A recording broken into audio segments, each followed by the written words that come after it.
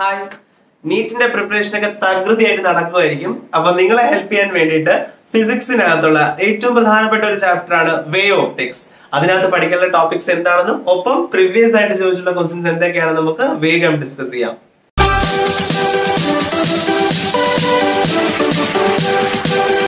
Wave optics എന്ന് പറയുമ്പോഴേ നമ്മുടെ മനസ്സിലേക്ക് ഓടിയെത്തുന്ന ഒരു സയന്റിസ്റ്റ് ഉണ്ട്, നമ്മുടെ hygiene. Okay, Huygens wave principle എല്ലാവർക്കും അറിയായിരിക്കും. അതായത് ഒരു വേവിന്റെ സോഴ്സിൽ നിന്ന് ലൈറ്റ് പുറത്തേക്ക് വരുമ്പോഴത്തേക്കും അതില് ഒരു വേവ് ഫ്രണ്ട് എന്ന് പറയുന്ന ടേം അയാൾ ഉപയോഗിക്കുന്നത്. എന്താ വേവ് ഫ്രണ്ട് എന്ന് വെച്ചാല്, അതായത് നമ്മള് ഒരു ഇപ്പൊ നമ്മള് കല്ലെടുത്ത് വെള്ളത്തിലേക്ക് ഇടുകയാണ്. അപ്പൊ അതിങ്ങനെ ഓളം വെട്ടുന്ന കണ്ടിട്ടില്ലേ?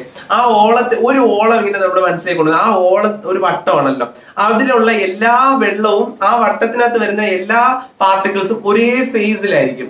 താഴുമ്പോൾ അത് ഒരുമിച്ചായിരിക്കും താഴുന്നത്. അപ്പൊ എല്ലാവരും ഒരേ ഫേസിൽ നിൽക്കുന്ന ഒരു സർഫസിനെയാണ് നമ്മൾ എന്തെന്ന് വിളിക്കുന്നത്?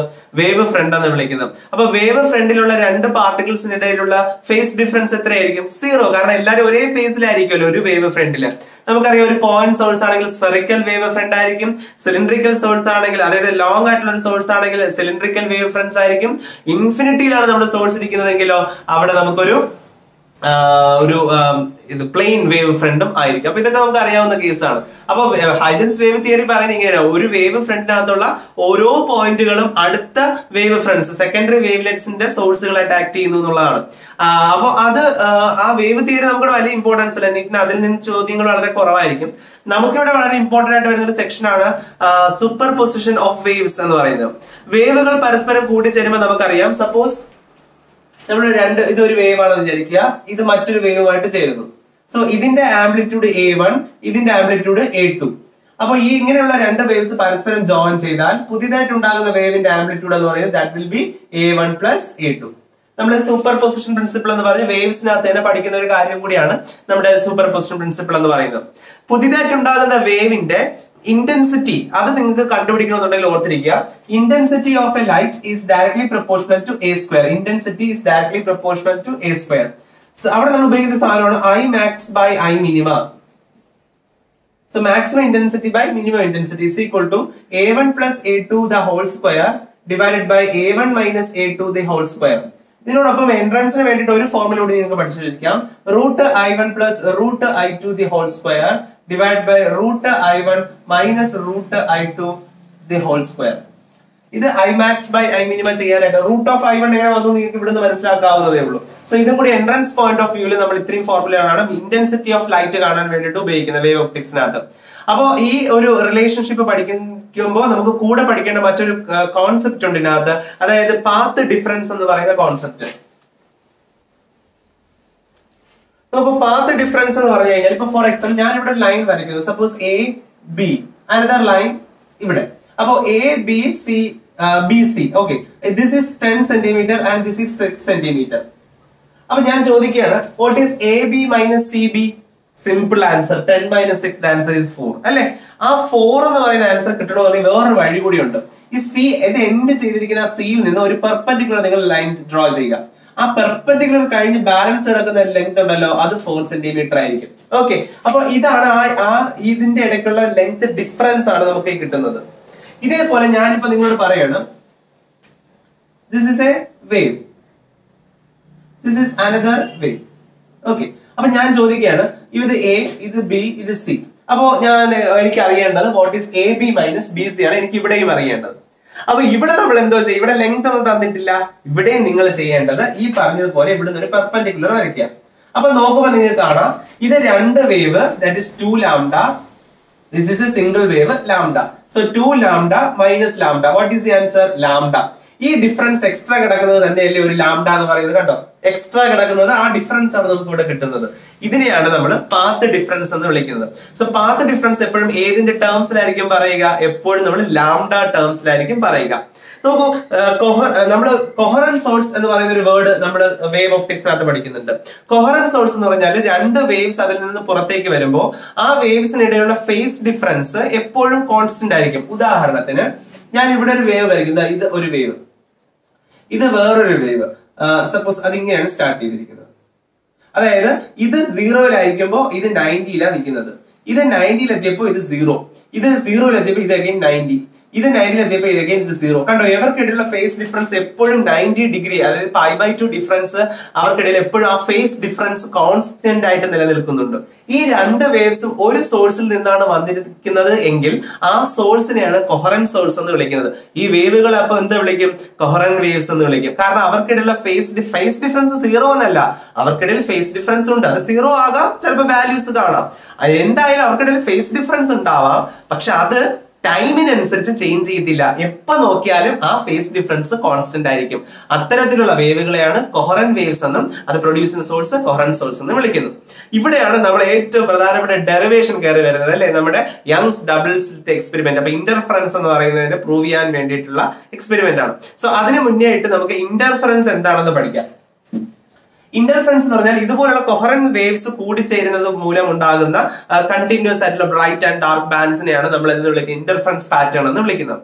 ഈ ഇന്റർഫറൻസ് തന്നെ രണ്ട് ടൈപ്പ് ഉണ്ട്. ഒന്നത്തേത് കൺസ്ട്രക്റ്റീവ് ഇന്റർഫറൻസ്, ഒന്ന് ഡിസ്ട്രക്റ്റീവ് ഇന്റർഫറൻസ്. നോക്കിക്കോളൂ, എന്താണ് കൺസ്ട്രക്റ്റീവ്, എന്താണ് ഡിസ്ട്രക്റ്റീവ്. കൺസ്ട്രക്റ്റീവ് ഇന്റർഫറൻസ് എന്ന് പറഞ്ഞാൽ നോക്കൂ, ഇതൊരു ക്രസ്റ്റ്, ഇതൊരു trough, again crest, again trough. അപ്പോ ഇതേപോലെ മറ്റൊരു wave, crest trough, crest trough. ഈ രണ്ട് വേവ്സ് കൂടിച്ചേർന്ന് കഴിഞ്ഞാൽ ഇതിന്റെ ക്രസ്റ്റുമായിട്ട് ജോയിൻ ചെയ്യും, ഇതിന്റെ ട്രഫുമായിട്ട് ജോയിൻ ചെയ്യും. അപ്പൊ നല്ല ഇന്റൻസിറ്റിയുള്ള ലൈറ്റ് ആയിരിക്കും നമുക്ക് അവിടെ കിട്ടുന്നത്, അല്ലെ? സോ അത്തരത്തില് വളരെ ബ്രൈറ്റ് ആയിട്ട് ലൈറ്റ് ഉണ്ടാക്കുന്ന ഈ തരത്തിലുള്ള ഇന്റർഫറൻസ് എന്ന് പറഞ്ഞാൽ ക്രസ്റ്റും തമ്മിൽ ചേരുക, ട്രഫും തമ്മിൽ ചേരുക. അത്തരത്തില് ഒരേപോലുള്ള ക്രസ്റ്റും അല്ലെങ്കിൽ ട്രഫും ചേരുന്ന ഈ ഇന്റർഫറൻസിനെ നമ്മൾ വിളിക്കുന്ന പേരാണ് കൺസ്ട്രക്റ്റീവ് ഇന്റർഫറൻസ്. എന്നാൽ അതേസമയം ഇത് ഒരു വേവ്, ഇത് മറ്റൊരു വേവ്. നോക്കൂ, ഇതിന്റെ ക്രസ്റ്റും ഇതിന്റെ ട്രഫും കൂടി ചേരുന്നു. അപ്പൊ സ്വാഭാവികമായിട്ട് ഇത് A1 ആണ് ആംപ്ലിറ്റ്യൂഡ് എങ്കിൽ, ഇത് A2 ആണ് ആംപ്ലിറ്റ്യൂഡ് എങ്കിൽ ഇതിന്റെ ആംപ്ലിറ്റ്യൂഡ് A1 + A2 ആയിരിക്കും. ഇവിടെ നോക്കൂ, പക്ഷേ ഇത് A1 ഇത് A2 ആണെങ്കിൽ ക്രസ്റ്റും ട്രഫും തമ്മിൽ ചേരുമ്പോൾ പുതിയതായിട്ട് ഉണ്ടാകുന്നതിന്റെ ആംപ്ലിറ്റ്യൂഡ് എന്ന് പറയുന്നത് ഇത് വിൽ ബി A1 - A2, കുറവായിരിക്കും. ഇനി രണ്ടും ഈക്വൽ ആണെങ്കിലും ഇവിടെ 0 ആയിരിക്കും. there will be no wave. അങ്ങനെയാണ് നമുക്ക് എന്ത് കിട്ടുന്നത്? ഡാർക്ക് ഫ്രിഞ്ച് ഒക്കെ കിട്ടുന്നത്. അപ്പോ ഇത്തരത്തില് ക്രസ്റ്റും ട്രഫും തമ്മിൽ ചേർന്നുണ്ടാകുന്ന ഈ ഇന്റർഫറൻസ് നമ്മൾ വിളിക്കുന്ന പേരാണ് ഡിസ്ട്രക്റ്റീവ് ഇന്റർഫറൻസ്. ഇത് കൺസ്ട്രക്റ്റീവ് ഇന്റർഫറൻസ്. നമുക്ക് നോക്കാം എങ്ങനെയാണ് ഇതിന്റെ കണ്ടീഷൻസ് നമ്മൾ ഡിറൈവ് ചെയ്യുന്നത്. അപ്പൊ ഡെറിവേഷൻ പാർട്ട് നമുക്ക് വേണ്ടല്ലോ, അതുകൊണ്ട് തന്നെ ഞാൻ കണ്ടീഷൻ വേഗം ഒന്ന് പറഞ്ഞു തരാം. നോക്കിക്കോളൂ, suppose there is a wave, another wave, okay, ഇവിടെ വന്ന് ജോയിൻ ചെയ്യണം. അപ്പൊ ഇതൊരു വേവ് ആണല്ലോ, അപ്പൊ അതിന്റെ ലെങ്ത് എത്ര? ലാംഡ. ഇത് എത്ര വേവ് ഉണ്ട്? 1, 2, അപ്പൊ ഇത് 2 ലാംഡ. അപ്പൊ നമ്മൾ ഇവിടുന്ന് വരയ്ക്കുമ്പോഴത്തേക്ക് ഒരു ലാംഡ ഡിഫറൻസ് ഇവർക്കിടയിലുണ്ട്. So what is the path difference? Path difference എന്ന് പറയുന്നത് delta is equal to lambda ആണ്. ഇവർക്ക് 2 lambda minus lambda, that is lambda. അപ്പൊ ഇവർക്ക് പാത്ത് ഡിഫറൻസ് ലാംഡ എന്ന് കിട്ടി. ഇനി നിങ്ങൾ ശ്രദ്ധിക്കൂ, ഇവിടെ ഏതിലാ ഈ ഫസ്റ്റ് വേവ് അവസാനിച്ചിരിക്കുന്നത്? ട്രഫിലാ അവസാനിച്ചിരിക്കുന്നത്. അപ്പൊ അടുത്തത് എന്തായിരിക്കും? ക്രസ്റ്റ് ആയിരിക്കും. ഈ താഴെ കിടക്കുന്ന വേവിന്റെയും എന്തിലാ അവസാനിച്ചിരിക്കുന്നത്? ട്രഫിലാ അവസാനിച്ചിരിക്കുന്നത്. അപ്പൊ അടുത്തത് എന്തായിരിക്കും? ക്രസ്റ്റ് ആയിരിക്കും. അതായത് ഇവിടെ കൂടിച്ചേരാൻ പോകുന്നത് രണ്ട് ക്രസ്റ്റുകളാണ്. രണ്ട് ക്രസ്റ്റുകൾ തമ്മിൽ കൂടിച്ചേരുന്നത് ഏത് ഇന്റർഫറൻസ് ആണ്? കൺസ്ട്രക്റ്റീവ് ഇന്റർഫറൻസ് ആണ്. അപ്പൊ കൺസ്ട്രക്റ്റീവ് ഇന്റർഫറൻസ് ഉണ്ടാവണമെങ്കിൽ പാത്ത് ഡിഫറൻസ് എത്രയായിരിക്കണം? ലാംഡ ആയിരിക്കണം. സപ്പോസ് ഒരു ലാംഡ കൂടി ഇവിടെ ഉണ്ടായിരുന്നു വിചാരിക്കുക, അപ്പൊ ഇത് 3 ലാംഡ. അപ്പോ ഡെൽറ്റ എത്രയായിരുന്നു? Delta is equal to 3 lambda minus lambda, that is 2 lambda. അപ്പോഴും ക്രസ്റ്റും തമ്മിലല്ലേ ചേരുന്നത്, അപ്പോഴും കൺസ്ട്രക്റ്റീവ് ഇന്റർഫറൻസ് തന്നെയല്ലേ ഉണ്ടാകുക. ഇനി ഒരെണ്ണം കൂടി ഉണ്ടെന്ന് വിചാരിക്കുക, അപ്പൊ ഇത് 4 lambda. 4 lambda minus lambda 3 lambda, അപ്പോഴും കൺസ്ട്രക്റ്റീവ് ഇന്റർഫറൻസ് അല്ലേ? എന്ന് പറഞ്ഞാൽ എന്താ അർത്ഥം? നമ്മുടെ കൺസ്ട്രക്റ്റീവ് ഇന്റർഫറൻസ് ഉണ്ടാകാനായിട്ട് വേണമെങ്കിൽ അത് ലാംഡ, 2 ലാംഡ, 3 ലാംഡ, ഇതിൽ ഏത് പാത്ത് ഡിഫറൻസ് വന്നാലും ഉണ്ടാകുന്നത് കൺസ്ട്രക്റ്റീവ് ഇന്റർഫറൻസ് ആയിരിക്കും. സോ കൺസ്ട്രക്റ്റീവ് ഇന്റർഫറൻസ് ഉണ്ടാകാനുള്ള condition it should be n lambda where n is equal to 0, 1, 2, 3 etc. Clear ആയോ പറഞ്ഞു? ഇപ്പൊ പാത്ത് ഡിഫറൻസ് n ലാംഡ ആണെങ്കിൽ അവിടെ ഉണ്ടാകുന്നത് കൺസ്ട്രക്റ്റീവ് ഇന്റർഫറൻസ് ആയിരിക്കും. എന്നാൽ അതേസമയം നമ്മൾ വേറൊരു കേസ് എടുക്കുകയാണ്. ഇത് ഒരു വേവ് ഉണ്ടെന്ന് വിചാരിച്ചോളൂ.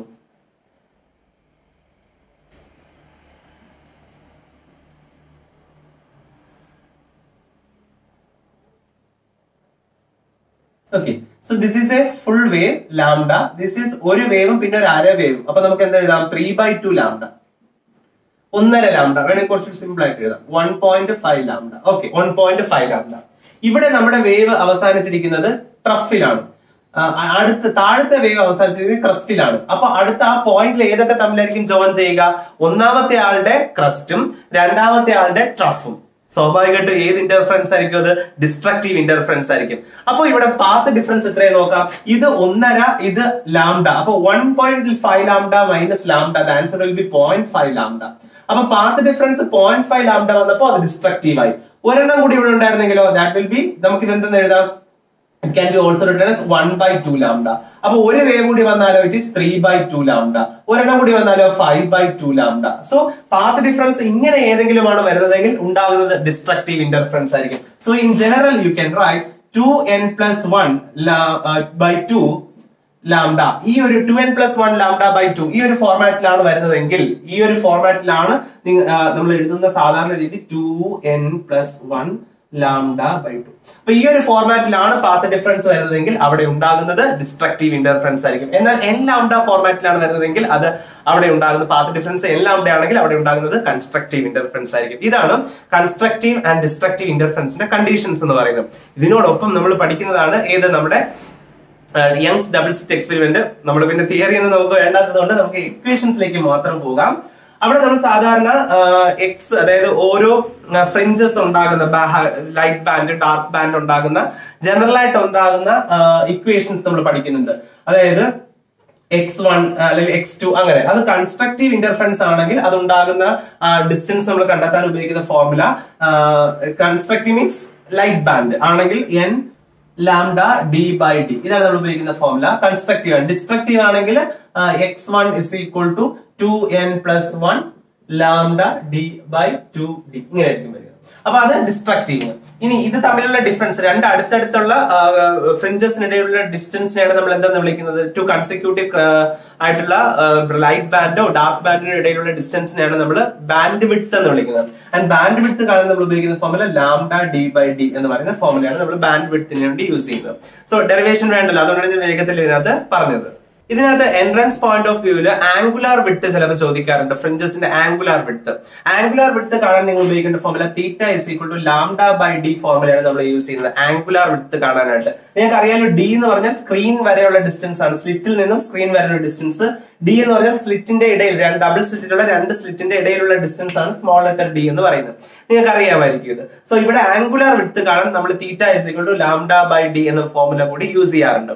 പിന്നെ നിങ്ങൾക്ക് ഒരു കാര്യം കൂടെ ഓർത്തിരിക്കുക, ഇപ്പൊ ഓരോന്നിനും നമ്മളിവിടെ ഈ ഫോർമുല നമ്മൾ ഉപയോഗിക്കുമ്പോൾ you can also use another n എന്ന് പറയുന്ന ഒരു ടേം കൂടി യൂസ് ചെയ്യാം. That is refractive index. എപ്പോഴാന്ന് ചോദിച്ചു കഴിഞ്ഞാൽ മീഡിയം പറഞ്ഞിട്ടുണ്ടെങ്കിൽ n ഉപയോഗിക്കും. ഇവിടെ എല്ലായിടും നമുക്കത് ഉപയോഗിക്കാം. n എന്ന് പറയുന്ന term, that is refractive index പറഞ്ഞിട്ടുണ്ടെങ്കിൽ. അല്ല സാറിന് എയർ ആയതുകൊണ്ടാണ് അവിടെ 1 എന്ന് കൺസിഡർ ചെയ്ത് പോവുകയാണ് നമ്മൾ സാധാരണ ചെയ്യുന്നത്. പക്ഷെ എൻട്രൻസിന് ചിലപ്പോൾ ഇപ്പൊ ഒരു മീഡിയം തന്നിട്ട് എന്റെ റിഫ്രാക്റ്റീവ് ഇൻഡെക്സ് ഇത്രയാണെന്നൊക്കെ പറഞ്ഞു കഴിഞ്ഞാൽ you have to use n എന്ന് പറയുന്ന ഒരു വാല്യൂ കൂടി യൂസ് ചെയ്യണം. പിന്നെ നിങ്ങൾക്ക് വളരെ ഇമ്പോർട്ടന്റ് അറിയാം, നമ്മൾ ഡബിൾ സ്ലിറ്റ് എക്സ്പെരിമെന്റ് പഠിക്കുന്നത് പോലെ തന്നെ പഠിക്കുന്ന മറ്റൊരു ടേം ആണ് ഇതിനകത്ത് single slit experiment. Single slit എക്സ്പെരിമെന്റിനകത്ത് നമ്മൾ ഡിഫ്രാക്ഷൻ എന്ന് പറയുന്ന ഫിനോമിന, അതായത് ഒരു എഡ്ജസിൽ ലൈറ്റും തട്ടിയിട്ട് ആ കോർണേഴ്സിൽ ലൈറ്റ് ഇങ്ങനെ ബെൻഡ് ചെയ്യുന്ന ഫിനോമിനയാണ് നമ്മൾ എന്തെന്ന് വിളിക്കുന്നത്? ഡിഫ്രാക്ഷൻ എന്ന് വിളിക്കുന്നത്. അപ്പൊ ആ ഡിഫ്രാക്ഷൻ ഫിനോമിന നമ്മൾ എക്സ്പ്ലെയിൻ ചെയ്യുന്നത് സിംഗിൾ സ്ലിറ്റ് എക്സ്പെരിമെന്റിലാണ്. അവിടെയും മാക്സിമം മിനിമം ഒക്കെ ഉണ്ടാകുന്നുണ്ട്. അതിന്റെ കണ്ടീഷൻസ് അതിനകത്ത് പറയുന്നുണ്ട്. ഇവിടെ എഴുതുന്നതിന്റെ നേരെ ഓപ്പോസിറ്റ് ആണ് അവിടെ വരുന്നത്. അവിടെ മിനിമയുടെ കണ്ടീഷൻ ഇവിടുത്തെ മാക്സിമയുടെ കണ്ടീഷൻ ആണ്. n λ/d എന്ന് പറയുന്നത് തീറ്റ ആണ്. a എന്ന് പറയുന്ന ടേം ആണ് യൂസ് ചെയ്യുന്നത്. a എന്ന് പറഞ്ഞു കഴിഞ്ഞാൽ ആ സ്ലിറ്റ് വിഡ്ത്ത് ആണ് നമ്മൾ അവിടെ യൂസ് ചെയ്യുന്നത്. ഓക്കെ, അപ്പൊ അതുകൂടി ഒന്ന് നോക്കി വെച്ചിരിക്കാം. പിന്നെ ഈ ചാപ്റ്ററിനകത്ത് വരുന്ന വളരെ ഇമ്പോർട്ടന്റ് ആയിട്ടുള്ള കോൺസെപ്റ്റ് ആണ് പോളറൈസേഷൻ എന്ന് പറയുന്നത്. സാധാരണഗതിയിൽ ഒരു ലൈറ്റ് പോളറോയിഡിൽ കൂടി, സാധാരണ ലൈറ്റിനെ നമ്മൾ എന്താ വിളിക്കുന്നത്? That is A unpolarised light. എല്ലാ ഡയറക്ഷനിലോട്ടും നമ്മൾ വൈബ്രേറ്റ് ചെയ്യുന്ന ലൈറ്റിനെയാണ് നമ്മൾ അൺപോളറൈസ്ഡ് ലൈറ്റ് എന്ന് വിളിക്കുന്നത്. അതിനൊരു പോളറൈസറിൽ കൂടി കടത്തി വിടുമ്പോൾ അത് ഒരു ഡയറക്ഷനിലോട്ട് മാത്രം വൈബ്രേറ്റ് ചെയ്യുന്ന ലൈറ്റ് ആയിട്ട് മാറും. അതിനെയാണ് പോളറൈസ്ഡ് ലൈറ്റ് എന്ന് വിളിക്കുന്നത്. അങ്ങനെ പോളറൈസേഷൻ ചെയ്യാൻ വേണ്ടി ഉപയോഗിക്കുന്ന ടോർമാലിൻ ക്രിസ്റ്റൽ പോലുള്ള ആൾക്കാരെ നമ്മൾ വിളിക്കുന്ന പേരാണ് polarizer. So this is A polarizer. ആ പോളറൈസറിൽ നിന്ന് വരുന്ന ലൈറ്റ് പോളറൈസേഷൻ നടന്നോ ഇല്ലയോ എന്ന് അറിയാൻ വേണ്ടിയിട്ട് നമുക്കൊരു വേറൊരു ക്രിസ്റ്റൽ യൂസ് ചെയ്യാം. അപ്പോ അതിന്റെ പേരാണ് അനലൈസർ. അത് അനലൈസ് ചെയ്യാൻ വേണ്ടിയിട്ടാണ് നമ്മൾ യൂസ് ചെയ്യുന്നത്. So it is called analyser. ഈ പോളറൈസറിനും അനലൈസറിനും ഇടയിലുള്ള ഒപ്റ്റിക്കൽ ആക്സിസ് ഒരു ആംഗിൾ എന്ന് പറയുന്നത് തീറ്റയാണെന്ന് വിചാരിച്ചു. രണ്ടുപേർക്കിടയിലുള്ള ആംഗിൾ തീറ്റയാണെങ്കിൽ ഇത് കഴിഞ്ഞ് പുറത്തേക്ക് വരുന്ന ലൈറ്റിന്റെ ഇന്റൻസിറ്റി I ആണെങ്കിൽ ആദ്യത്തെ പോളറൈസ്ഡ് ലൈറ്റിന്റെ ഇന്റൻസിറ്റി I0 ആണെങ്കിൽ ഈ I കണ്ടുപിടിക്കാൻ ഒരു ഫോർമുല ഉണ്ട്. I is equal to I0 cos square theta. I is equal to I0 cos square theta. ഇത് ആരാ കൊണ്ടുവന്നത്? മാല്യൂസ് ലോ എന്ന് പറഞ്ഞ് നമ്മൾ പഠിക്കുന്നതാണ്. That is I is equal to I0 cos square theta. അപ്പൊ ഇതാണ് മാല്യൂസ് ലോ. പിന്നെ നമ്മൾ പഠിക്കുന്ന ഈ ചാപ്റ്ററിലെ വേറൊരു പ്രധാനപ്പെട്ട പോയിന്റ് ആണ് നമ്മുടെ ബ്രൂസ്റ്റേഴ്സ് ലോ എന്ന് പറയുന്നത്. ബ്രൂസ്റ്റേഴ്സ് ലോ പറയുന്നത് ഒരു ലൈറ്റ് ഒരു പർട്ടിക്കുലർ ആംഗിളിൽ വന്ന് നമ്മുടെ ഒരു ഇപ്പൊ ഇതിൽ വാട്ടർ ആണ് ചോദിച്ചത്, വാട്ടർ സർഫസിലേക്ക് വന്ന് വീഴുമ്പോൾ അതിൽ ഒരു പകുതി ലൈറ്റ് പോളറൈസ്ഡ് ലൈറ്റ് ആയിട്ട് റിഫ്ലക്ട് ചെയ്യുകയും ബാക്കി ലൈറ്റ് റിഫ്രാക്ട് ചെയ്യുകയും ചെയ്യും. സോ ഇതിൽ റിഫ്ലക്ട് ചെയ്യുന്ന ലൈറ്റ് കംപ്ലീറ്റ്ലി പ്ലെയിൻ പോളറൈസ്ഡ് ആണെങ്കിൽ ആ വന്ന് വീഴുന്ന ആംഗിൾ ഓഫ് ഇൻസിഡൻസിനെ വിളിക്കുന്ന പേരാണ് പോളറൈസിംഗ് ആംഗിൾ. ഓക്കെ, ആ വന്ന് വീഴുന്ന ഇൻസിഡന്റ് ആംഗിളിനെയാണ് പോളറൈസിംഗ് ആംഗിൾ എന്ന് വിളിക്കുന്നത്. ലോ പറയുന്നത് ഇങ്ങനെയാണ്, ടാൻ പി എന്ന് പറഞ്ഞാൽ അത് റിഫ്രാക്റ്റീവ് ഇൻഡെക്സിന് ഈക്വൽ ആയിരിക്കും. Tangent of the polarising angle എന്തിന് ഈക്വൽ ആയിരിക്കും? റിഫ്രാക്റ്റീവ് ഇൻഡെക്സിന് ഈക്വൽ ആയിരിക്കും. ഇതാണ് ബ്രൂസ്റ്റേഴ്സ് ലോ എന്ന് പറയുന്നത്. ഇത്രയൊക്കെയാണ് നമ്മുടെ വേവ് ഒപ്റ്റിക്സിനകത്ത് പഠിക്കാനുള്ള മേജർ പോയിന്റ്സ്. ഇനി നമുക്ക് ഇതിൽ നിന്ന് ചോദിച്ചിട്ടുള്ള പ്രീവിയസ് ക്വസ്റ്റ്യൻസ് എന്തൊക്കെയാണെന്ന് വേഗം നോക്കാം. First question, unpolarized light is incident from an air on a plane surface of a material of refractive index mu at a particular angle of incidence I. It is found that the reflected and refracted rays are perpendicular to each other. Which of the following options is correct for this situation? നമ്മൾ already ഇപ്പൊ വരച്ച് പറഞ്ഞ ഈ ഒരു situation ബന്ധപ്പെട്ടാണ് പറഞ്ഞിരിക്കുന്നത്. ഇവിടെ നിന്ന് വന്ന് വീണത് ഒരു അൺപോളറൈസ്ഡ് ലൈറ്റ് ആണെന്ന് പറഞ്ഞിട്ടുണ്ട്. അതിൽ നിന്ന് വന്ന് വീണപ്പോ ആ റിഫ്ലക്റ്റഡ് ലൈറ്റും റിഫ്രാക്റ്റഡ് ലൈറ്റും കറക്റ്റ് പെർപെൻഡിക്കുലർ ആയിട്ട് പോയി എന്നും പറഞ്ഞിട്ടുണ്ട്. എന്താ ഇവിടെ പറഞ്ഞത്? First reflected angle, reflected light is polarised. Correct ആണ്, റിഫ്ലക്റ്റഡ് ലൈറ്റ് പോളറൈസ്ഡ് ആണ്. Which is electric vector parallel to the plane of incidence. Parallel അല്ല, അത് പെർപെൻഡിക്കുലർ ആയിട്ടാണ് പോയിരിക്കുന്നത്. സെക്കൻഡ് ഓപ്ഷൻ നോക്കാം, reflected light is polarised. Correct ആണ്. which is with its electric vector perpendicular to the plane of incidence. That is a correct option. കാരണം perpendicular ആയിട്ടാണ് പോയിരിക്കുന്നത്. അപ്പോൾ ആ തന്നിരിക്കുന്നത് വളരെ കൃത്യമായിട്ടുള്ള ഓപ്ഷൻ ആണ്. And second one is the answer. Next question. In young double slit experiment, the separation d between the slits is 2 millimeter. The wavelength lambda of the light used is 5896 angstrom and the distance d between the screen and slit is 100 centimeter. It is found that the angular width of the fringes is 0.20 degree. To increase the fringe angular width to 0.21 degree with the same lambda and d, the separation between the slits need to be changed to. അപ്പൊ ഇവിടെ പറഞ്ഞിരിക്കുന്ന angular വിഡ്ത്തുമായി base ചെയ്തിട്ടുള്ള ഒരു question ആണ്. നമ്മൾ angular വിഡ്ത്തിൽ നമ്മൾ പഠിച്ചൊരു കാര്യമുണ്ട്. ആംഗുലാർ വിഡ്ത്ത് എന്ന് പറയുന്നത് it is inversely proportional to slit width. അപ്പോ സ്വാഭാവികമായിട്ടും ആ രണ്ട് സ്ലിറ്റിനുള്ള ഡിസ്റ്റൻസിന് ഇൻവേഴ്സ്ലി പ്രൊപ്പോർഷൻ. അപ്പൊ നമുക്ക് എങ്ങനെ എഴുതാം? θ1/θ2 is equal to d2/d1 എന്ന് എടുക്കാം. ഇവിടെ ആദ്യത്തെ ആംഗുലാർ സ്ലിറ്റ് വിഡ്ത്ത് എത്രയെന്ന് പറഞ്ഞിട്ടുണ്ട്? 20 എന്ന് പറഞ്ഞിട്ടുണ്ട്. സോ 20 ബൈ രണ്ടാമത് 20 അല്ല, സോറി 0.20 ഡിവൈഡ് ബൈ രണ്ടാമത് എത്ര ആക്കണമെന്ന്? 0.21. സോ 0.21 ആക്കണം ഇസ് ഈക്വൽ ടു 0.21 ആക്കുമ്പോൾ സ്ലിറ്റ് വിഡ്ത്ത് d2 ആണ് കണ്ടുപിടിക്കാനുള്ളത്. Divide by what is the d1? ആ സമയത്തുള്ള സ്ലിറ്റ് വിഡ്ത്ത് എന്ന് പറയുന്നത്, അതായത് ആദ്യത്തെ ഉള്ള സ്ലിറ്റ് വിഡ്ത്ത് 2 millimeter. സോ 2 എന്ന് കൊടുക്കാം. അപ്പൊ സ്വാഭാവിക 2 ഇങ്ങോട്ട് വരുമ്പോൾ d2 നമുക്ക് കണ്ടുപിടിക്കാം. d2 is equal to, you can take it as 20 എന്ന് എടുക്കാൻ കുഴപ്പമില്ല. 20 into 2/21. സ്വാഭാവികമായിട്ടും ഇത് വെട്ടിപ്പോകും. നമുക്ക് ജനറൽ ആയിട്ട് വെട്ടാം. അപ്പൊ ഇത് ഏകദേശം 1 എന്ന് വരും. സോ ഇത് 1 into 2. സോ 1.9 സംതിങ് ആയിരിക്കും നമ്മുടെ ആൻസർ. കാരണം കറക്റ്റ് ചെറിയ വ്യത്യാസം ഉണ്ടല്ലോ. സോ ഇറ്റ് ഈസ് 1.9 സംതിങ് ആയിരിക്കും അവിടെ ആൻസർ ആയിട്ട് വരിക. അങ്ങനെ ഒരു ഓപ്ഷൻ അവിടെ ഉണ്ടോ എന്ന് നോക്കുമ്പോൾ that is 1.9 millimeter is there. So that is the right answer. Clear ആയോ ഇത്? സോ ആ റിലേഷനിൽ നിന്നാണ് നമ്മളത് ഡിറൈവ് ചെയ്തെടുക്കുന്നത്. ഈസി ക്വസ്റ്റ്യൻ ആയിരുന്നു. Next question. The interference pattern is obtained with two coherent light source of intensity ratio n. In the interference pattern, the ratio Imax minus I minima by Imax plus I minima will be. നമുക്കൊന്ന് ചെയ്ത് നോക്കാം ആ question. ഇപ്പോൾ പറഞ്ഞിരിക്കുന്നത് I pattern എടുത്തപ്പോൾ coherent സോഴ്സിന്റെ ഇന്റൻസിറ്റിയുടെ ratio n എന്ന് കിട്ടി. അതായത് I1/I2 was obtained as n. അതിന് നമുക്ക് n എന്നാണ് കിട്ടിയിരിക്കുന്നത്. പിന്നെ എന്താ പറയുക? അവിടെ കണ്ടുപിടിക്കേണ്ടത് I maxima minus I minima divided by I maxima plus I minima. ഇതാണ് കണ്ടുപിടിക്കാൻ പറഞ്ഞിരിക്കുന്നത്.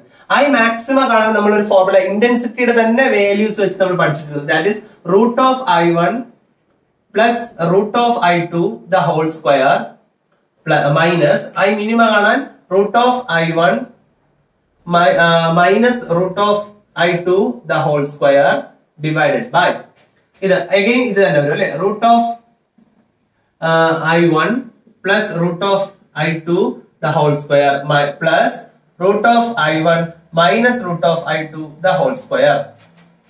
ഇനി നമുക്കത് എക്സ്പാൻഡ് ചെയ്ത് a plus b the whole square ഫോർമാറ്റിലല്ലേ കിടക്കുന്നത്. അപ്പോൾ root of I1 the whole square that is I1 plus 2 root I1 root I2 plus root of I2 the whole square that is I2 minus root of ഇത് തന്നെ വരും അല്ലേ that is I1 minus വരുമ്പോ minus 2 root I1 root I2 then plus I2 ഇതേ terms തന്നെ താഴെയും വരും. അപ്പോ I1 plus 2 root I1 root I2 plus I2 minus എന്നുള്ളത് പ്ലസ് ആയിട്ട് I1 minus 2 root I1 root I2 plus I2. ഇത് നമുക്കൊന്ന് ക്യാൻസൽ ചെയ്യാൻ പറ്റും നോക്കാം. അകത്തേക്ക് മൾട്ടിപ്ലൈ ചെയ്യുമ്പോൾ ഇത് മൈനസ് ആയി മൈനസ് മൈനസ് പ്ലസ് ആയി ഈ പ്ലസ് മൈനസ് ആയി മൈനസ് I1 ഇതും ക്യാൻസൽ ആയി അല്ലെ plus I2 minus I2 cancel ആയി. വാട്ട് ഇസ് റിമൈനിങ് 2 രണ്ടും കൂടി നമ്മൾ ആഡ് ചെയ്യുമ്പോഴത്തേക്കും 2 root I1 I2 plus 2 root I1 I2 so you will add 4 root I1 I2 ഇത് നമുക്ക് കോമൺ ബ്രാക്കറ്റിൽ കൊടുക്കാം അതിന് കുഴപ്പമില്ലല്ലോ ഡിവൈഡഡ് ബൈ ഇവിടെ ചെയ്യുമ്പോൾ ഇവിടെ പ്ലസ് ആണ് ടേം അപ്പൊ സ്വാഭാവികമായിട്ടും ഇത് ഇതുമായിരിക്കും ക്യാൻസൽ ചെയ്യുന്നത്. What is I1 plus I2 I1 plus I1 that is 2 I1 then I2 plus I2 that is 2 I2 അപ്പൊ 2 I1 plus 2 I2 എന്നായിരിക്കും കിട്ടുക. ഇതിൽ നിന്ന് വേണമെങ്കിൽ 2 നിങ്ങൾക്ക് കോമൺ ആയിട്ട് പുറത്തെടുത്തിട്ട് 2 into I1 plus I2 എന്ന് കൊടുക്കാം. ക്ലിയർ ആണല്ലോ. ഇനി നമുക്ക് ഈ കിട്ടിയിരിക്കുന്ന ആൻസറിനെ മൊത്തം നമുക്ക് താഴെ മുകളിലും I2 കൊണ്ട് ഡിവൈഡ് ചെയ്യാം. അപ്പൊ 4 into root of I1 into root of I2 the whole divided by I2 divided by 2 into I1 plus I2 by I2 ചെയ്യുമ്പോൾ സ്വാഭാവികമായിട്ടും ഇത് I2 എന്ന് പറഞ്ഞു കഴിഞ്ഞാൽ എന്താ root I2 into root I2 അല്ലേ. സോ ഇതിലൊരു I2 ഇതിൽ I2 ക്യാൻസൽ. അപ്പൊ നമുക്ക് ഇതിൽ നോക്കുമ്പോൾ ഇതിലൊരു I2 cancel remaining is I1 by I2. So you can write ഇങ്ങനെ വരും. ഇത് നമുക്ക് 4 and 2 ക്യാൻസൽ ചെയ്തിട്ട് 2 എന്ന് എഴുതാം. So the answer will be 2 into I2 cancel ആയി then remaining is അത് നമുക്ക് കോമൺ ബ്രാക്കറ്റിൽ എഴുതാം that is I1 by I2 divided by I1 ഉം I2 ഉം ഇനിയുണ്ട്. സോ I1 by I2 അവിടെ ഉണ്ട് പ്ലസ് I1 എന്ന് പറയുന്നത് 1 ആയിട്ട് മാറി. സോ 1 is equal to നമ്മൾ ഓൾറെഡി ക്വസ്റ്റ്യനിൽ പറഞ്ഞിട്ട് I1 by I2 എന്ന് പറഞ്ഞാൽ n ആണ്. So 2 into root n divided by I1 by I2 again 1 ആണ് n ആണ്. So n plus 1. So root 2 root n by n plus 1 ഇങ്ങനെ ഓപ്ഷൻ അവിടെ ഉണ്ടോ എന്നാണ് നമ്മൾ നോക്കേണ്ടത്. That is 2 root n by n plus 1 അങ്ങനെ ഒരു ഓപ്ഷൻ അവിടെ ഉണ്ട്. That is the fourth option and that is the right answer. അല്പം ചെയ്യാനുണ്ടല്ലേ, സമയം ഒത്തിരി എടുക്കുന്ന ക്വസ്റ്റ്യൻസ് ആണ് ഇതൊക്കെ. അപ്പൊ ഇങ്ങനെയുള്ള ക്വസ്റ്റ്യൻസ് ഒക്കെ വന്നാൽ ഏറ്റവും അവസാനം ചെയ്താൽ മതിയാവും, കാരണം നമ്മൾ സമയം ഒത്തിരി നഷ്ടപ്പെടുത്താനില്ല. അപ്പോ എന്നാലും ഇങ്ങനെയാണ് അതിന്റെ വർക്ക്ഔട്ട് ചെയ്യുന്നത് എന്ന് നിങ്ങളൊന്ന് ഓർത്തിരിക്കുക. Okay, next question. Two Polaroids P1 and P2 are placed with their axes perpendicular to each other. Unpolarized light I0 is incident on P1. A third Polaroid P3 is kept in between the P1 and P2 such that its axis makes an angle 45 degree with that of P1. The intensity of transmitted light through P2 is. ഇത് വായിച്ച് മനസ്സിലാക്കാൻ അല്പം ബുദ്ധിമുട്ട് ചിലപ്പോൾ feel ചെയ്യാം, എന്നാലും വളരെ simple ആണ് ഈ ക്വസ്റ്റ്യൻ. നമുക്ക് എന്തായാലും നോക്കിയോളൂ. ആദ്യം ഒരു പോളറോയിഡ് അവിടെ വെച്ചിട്ടുണ്ട്. This is the P1. then another Polaroid ഇതിന് പെർപെൻഡിക്കുലർ ആയിട്ട് വെച്ചിട്ടുണ്ട്. So this is P2. എന്നിട്ട് ഇവർക്കിടയിലേക്ക് മറ്റൊരു പോളറോയിഡിനെ ഒരു 45 ഡിഗ്രി ആംഗിളിൽ പ്ലേസ് ചെയ്തു എന്നാണ് പറഞ്ഞിരിക്കുന്നത്. So there is 45 degree. അപ്പൊ ഇത് 45 ഡിഗ്രി ആണെങ്കിൽ സ്വാഭാവികമായിട്ടും ഇതും 45 ഡിഗ്രി. അപ്പൊ ഇവർക്കിടയിലും 45 ഡിഗ്രി തന്നെയാണ് വരിക. സോ ഇവിടെ ഫസ്റ്റ് ലൈറ്റ് I0 ഇതുവഴി കടന്നു പോകുന്നു. അപ്പൊ സ്വാഭാവികമായിട്ടും ഫസ്റ്റത്തെ ഇത് പോളറൈസർ കഴിയുമ്പോൾ അതിന്റെ ഇന്റൻസിറ്റി I0/2 ആകും. അത് ഓർത്തിരിക്കുക കേട്ടോ. സാധാരണ ഏത് ഇന്റൻസിറ്റി ലൈറ്റും ഫസ്റ്റ് പോളറൈസേഷൻ കഴിയുമ്പോൾ I0/2 ആകും. പിന്നെ ചോദ്യം ഇവിടെ ആകുമ്പോൾ എത്ര, ഇവിടെ ആകുമ്പോൾ എത്ര എന്നുള്ളതാണ്. സോ ഇവിടെ ആകുമ്പോൾ കണ്ടുപിടിക്കാൻ നമുക്ക് ഫോർമുല ഉണ്ട്. I is equal to I0. ഇത് നമുക്ക് I1 എന്ന് കൊടുക്കാം അല്ലെ. This is I1 and this is I2. So I1 is equal to I0/2 ഇതാണ് ഇവിടുത്തത് into cos square theta. Cos square theta. What is theta 45? What is cos 45? Cos 45 എന്ന് പറയുന്നത് 1 by root 2. പക്ഷെ അതിന്റെ സ്ക്വയർ എടുക്കുമ്പോൾ അത് 1 by 2 ആകും. So the answer is 1 by 2. So 2 into 2 4. So I0 by 4 എന്ന് കിട്ടി. I0 by 4 എന്ന് കിട്ടി. ഇനി ഇപ്പുറത്ത് കണ്ടുപിടിക്കണം. ഇപ്പുറത്ത് കണ്ടുപിടിക്കണമെങ്കിൽ I2 is equal to ഇവിടെ നിന്ന് വരുന്ന ലൈറ്റ് അപ്പുറത്തോട്ട് എത്തത്തുള്ളൂ. ഇവിടെ നിന്ന് വരുന്ന ലൈറ്റ് എന്ന് പറയുന്നത് I0 by 4 ആണ്. So I0 by 4 into cos square 45. Cos square 45 നേരത്തെ ചെയ്തുകൊണ്ട് അറിയാം 1 by 2. So 2 into 4 that is 8. So I0 by 8 that is the answer. വളരെ ഈസി ആയിട്ട് ചെയ്തെടുക്കാവുന്നതേ ഉള്ളൂ. അപ്പൊ എല്ലാവരും ചെയ്ത് നോക്കുക. ഇതാണ് പോളറൈസേഷനിൽ നിന്ന് ആ വർഷം ചോദിച്ചിട്ടുള്ള question. And I0 by 8 is given as the second option. That is the right answer. Next question.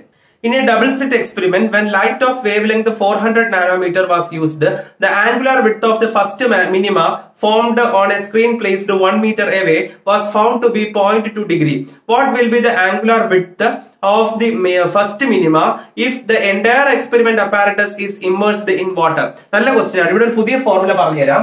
അതായത് ഇപ്പൊ എയറിൽ ഇരിക്കുമ്പോൾ ഉള്ള ആംഗുലാർ വിഡ്ത്ത് എന്ന് പറയുന്നത് തീറ്റയാണ്. മറ്റൊരു മീഡിയത്തിലേക്ക് ഇറക്കി വയ്ക്കുമ്പോൾ അല്ലെങ്കിൽ മറ്റൊരു മീഡിയമായിട്ട് മാറ്റുമ്പോൾ അവിടെയുള്ള ആംഗുലാർ വിഡ്ത്ത് കാണാൻ theta dash is equal to theta by n എന്ന് ചെയ്താൽ മതി. ഇവിടെ ഓൾറെഡി എയറിലുള്ള തീറ്റ എത്രയാണെന്ന് പറഞ്ഞിട്ടുണ്ട്. It is given as 0.2. So it is 0.2 divided by n. Refractive index of the medium പറഞ്ഞിട്ടുണ്ട്. It is given as the 4/3. So immersed in water, വാട്ടറിന് തന്നിട്ടുണ്ട് 4/3 ആണെന്ന്. So 4/3 ആണെങ്കിൽ you have to give 4/3. 3 മുകളിലേക്ക് കയറും. So 0.2 into 3/4. So the answer will be 0.6/4. That is 3, 2. That is 0.15. So അങ്ങനെ ഒരു answer അവിടെ ഉണ്ടോ നോക്കാം. 0.15 എന്നൊരു ഓപ്ഷൻ അവിടെ ഉണ്ട്, second option, and that is the right answer. ഇപ്പൊ നിങ്ങൾ ക്ലിയർ ആയി കാണും ഈ ചാപ്റ്ററിൽ നിന്ന് ചോദിക്കുന്ന ക്വസ്റ്റ്യൻസിന്റെ ഒരു പാറ്റേൺ. ഇതിൽ കൂടുതൽ ക്വസ്റ്റ്യൻസ് വർക്ക്ഔട്ട് ചെയ്യുക. വളരെ നല്ല രീതിയിൽ നിങ്ങളുടെ നീറ്റ് പ്രിപ്പറേഷൻ മുന്നോട്ട് പോട്ടെ. എന്ത് ഡൗട്ട് ഉണ്ടെങ്കിലും നിങ്ങൾക്ക് കമന്റ് ബോക്സിനകത്ത് ഇടാം. നിങ്ങളുടെ സജഷൻസും നിങ്ങളുടെ പ്രിപ്പറേഷൻ ഏതുവരെ ആയി എന്നുള്ള കാര്യങ്ങളൊക്കെ കമന്റ് ബോക്സിൽ ഇടുക. അതൊക്കെ വായിക്കുമ്പോഴാണ് എനിക്കൊരു ആശ്വാസം നിങ്ങൾ ഒത്തിരി പ്രിപ്പയർ ചെയ്യുന്നുണ്ട് എന്നറിയാൻ വേണ്ടിയിട്ട്. അപ്പൊ ഓൾ ദി ബെസ്റ്റ്. നന്നായിട്ട് പ്രിപ്പയർ ചെയ്യുക. ഡൗട്ടുള്ള പോർഷൻസ് ഇടുക. മാക്സിമം ക്ലാസ്സസ് എടുത്ത് തരാം. നല്ല രീതിയിൽ പ്രിപ്പയർ ചെയ്ത് നിങ്ങൾക്ക് എല്ലാവർക്കും ഒരു സീറ്റ് എവിടെയെങ്കിലും ഏതെങ്കിലും കോഴ്സിന് കിട്ടണം എന്നതാണ് എന്റെയും ഒരു ആഗ്രഹം. നിങ്ങൾ വിചാരിക്കുന്ന കോഴ്സ് തന്നെ നിങ്ങൾക്ക് കിട്ടട്ടെ. നിങ്ങളോടൊപ്പം എന്നും ഞാനും കൂടെ കാണും.